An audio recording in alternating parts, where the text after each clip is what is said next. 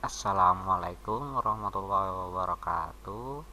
Perkenalkan, nama saya Satrio Bagus Sugiharto.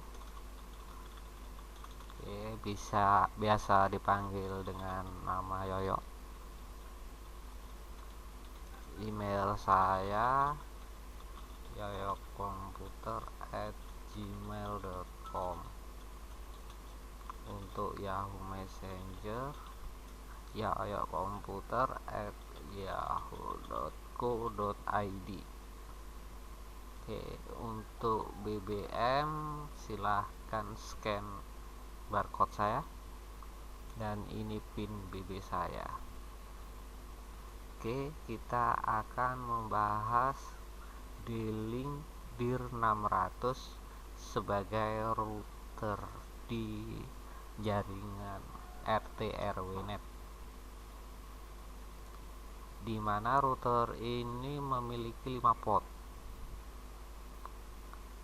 dengan warna kuning. Di sini adalah port 1 dan 4 port untuk komunikasi di sisi klien. Jadi topologinya, kalau kita di sisi wireless, antena point to point atau point to multipoint, dari radio turun kabel masuk ke port warna kuning, dan kita dial di router ini. Jadi router ini statusnya sebagai router dan sharing ke 4 port ini dan ke jaringan WiFi. Oke, kita akan membahas internal di router ini secara PPOE. Kita akan masuk ke internet dan membuka router. Oke, kita masuk ke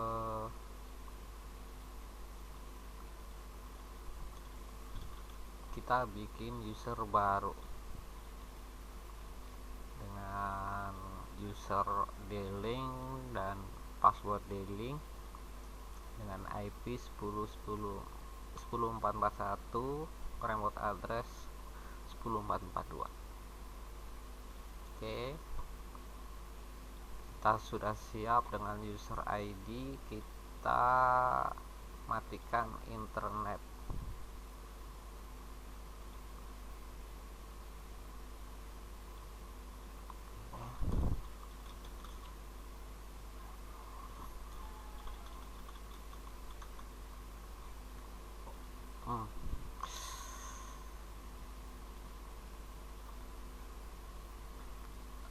Router secara default adalah DHCP. Jadi kebetulan di jaringan sudah ada DHCP tanpa security. Oh maaf, kebalik. Oke. Hasil pingnya request timeout. Oke, kita fokus ke router ini dengan sistem PPOE. Kita panggil IP-nya berdasarkan dari DHCP.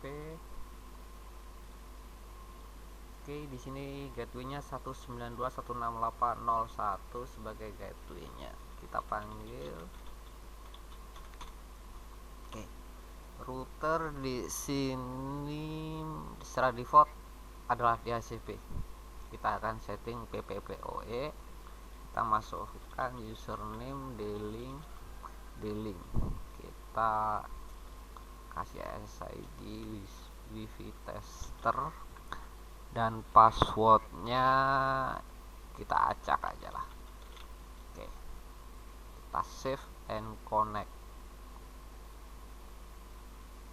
Yap, langsung dia terkoneksi. Mudah bukan? Tapi kita akan mengeksplor lebih dalam. Secara default D-Link DIR 600 ini username-nya adalah admin, password kosong. Oke, kita bahas di stub dulu.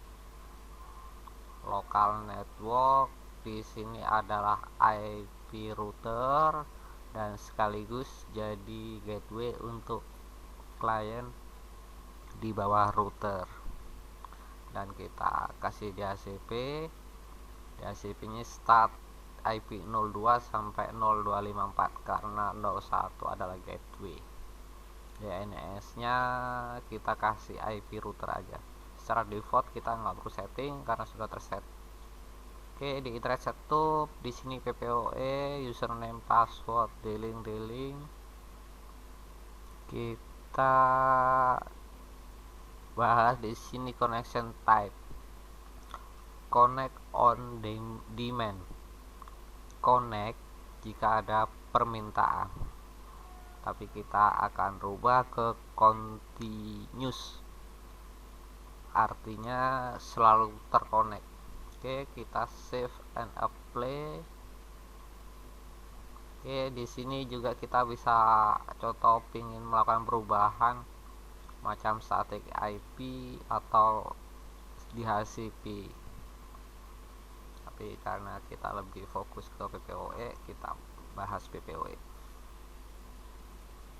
Untuk wireless settingnya apa aja ya?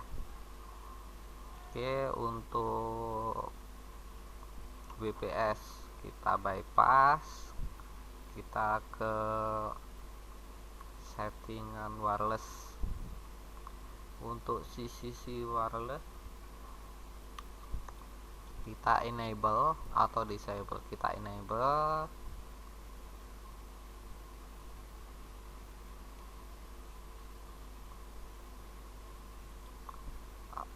Oke, ke basic dulu. Enable, disable. Kalau kita disable maka wifi nya nggak aktif. Client isolation ini akan mengisolasi klien, jadi dia nggak bisa sharing antar wifi kalau tidak salah sih. Kita SSID tadi view tester. Channel kita bisa bikin static, contohnya kita channel pakai 1. Bandwidth, lebar channelnya kita bisa pakai auto karena akan menyesuaikan dengan perangkat yang terkoneksi. Jika support N, dia akan masuk ke area 40, channel width 40. Kita apply. Advanced wireless, kita bypass. Tadi yang belum dibahas security bisa WEP, WPA, sesuaikan dengan kebutuhan, sekedar security di situ. Untuk wireless repeater ini kita kalau aktifkan, router ini akan menjadi repeater. Kita gak bahas karena kita bahas adalah router, maka kita bypass. Di sisi advance, di sini ada yang crucial dan harus diperhati. Web fungsinya bisa di remote dari router di atasnya. Ping, maka IP kita bisa di ping. Jadi untuk pengecekan dari atas ini sangat penting sekali. Setelah selesai kita ADD. Nah, secara otomatis di sini sudah keluar. Kita masuk ke arah di MZ, bypass, port triggering. Nah, di sini untuk allow port, contoh ada CCTV, mau kita lempar ke router atasnya lagi. Kita bypass. Di sini ada firmware update. Untuk update firmware ada backup. Kita mau backup settingan di sini, mau upload settingan di sini. Di sini admin kita bisa menambahkan user baru atau mengganti password. Secara default admin password kosong, kita akan isi passwordnya admin kita klik modify. Jadi secara default admin passwordnya akan terisi. Secara default tidak ada password. Nah, kita modify, kita isi password. Jadi password username admin, passwordnya terserah kita. Tapi di sini saya isi admin. Kita tambahin. Contoh saya kasih username dan password sama. Kalau kita penambahan, maka kita masuk ke area add. Oke. Sekarang kita time and date karena router di atas saya itu NTP servernya saya aktifin, maka saya enable, saya ambil dari gateway-nya. Oke, klik kanan salin, time and date, saya enable, saya masukin. Oke, apply change. Secara otomatis jam, tanggal, bulan dan tahun berubah semua.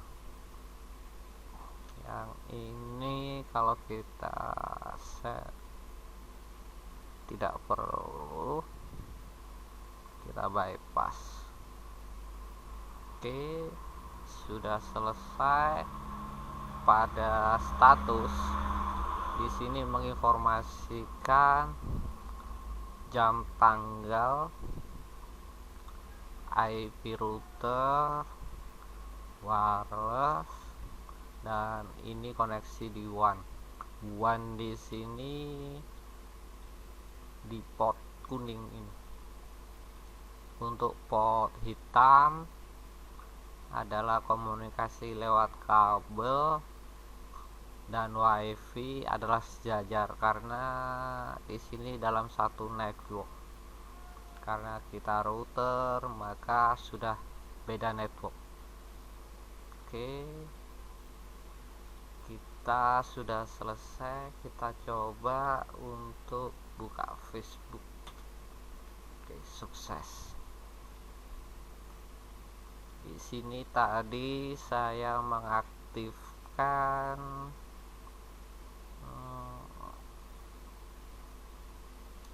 di sini ada WAN dan ping. Kita akan coba cek dari router atas. Kita matikan koneksi lokal dan saya akan aktifkan dari port lain.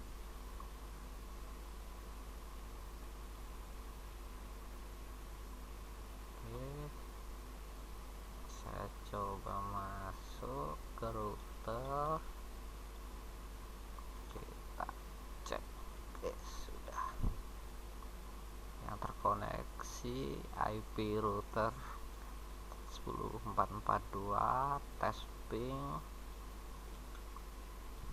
Oke, sukses. Saya coba ping dari PC, sukses. Tes remote dengan IP router 10442, sukses. Admin, password admin, done, selesai. Pada dasarnya kita mempermudah sistem dimana kita kasih router, dikarenakan di klien gadgetnya atau peralatannya lebih dari satu. Daripada kita pusing-pusing, kita kasih router, jadi network lebih simple. Oke,